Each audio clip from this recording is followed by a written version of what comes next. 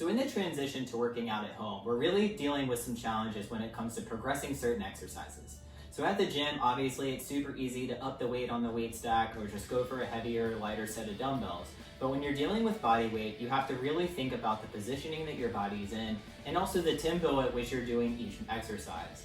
So I'm going to show you how to progress the push-up, which is one of the most foundational movement patterns that we can do during exercise.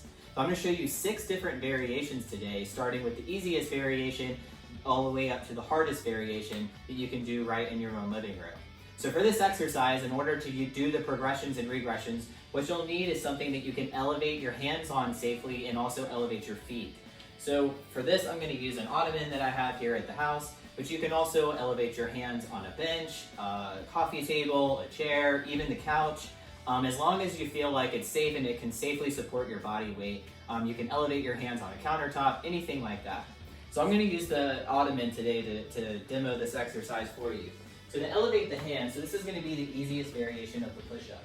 So what I want to do is make sure that my shoulders, hips, and feet are in one straight line, that I'm not letting my hips sag up or down, and I'm going to slowly lower myself till my chest touches the ottoman, and then I'm going to push back up.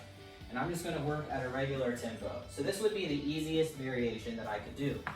Now, the higher your hands are, if I were to elevate my hands on a countertop, that's going to be way easier, and the closer that my hands come down towards the floor, the harder the push-up's going to be. So another thing that I can do outside of change the position of my body is also use tempo to make the exercise harder. So if I do the same movement pattern on the push-up, but I slow it down, all the way down, and I slowly push up, then that's going to be way harder. So you can count 3, 2, 1, 1, 2, 3, and do a set of 10 or 12 or whatever your workout calls for, but slowing down the tempo is going to make that a lot more difficult. So moving on to the next variation is just going to be your basic push-up from the floor. So again, I can come into a normal push-up position, lower myself down and back up. I can also then, same thing, slow down the tempo, down and up.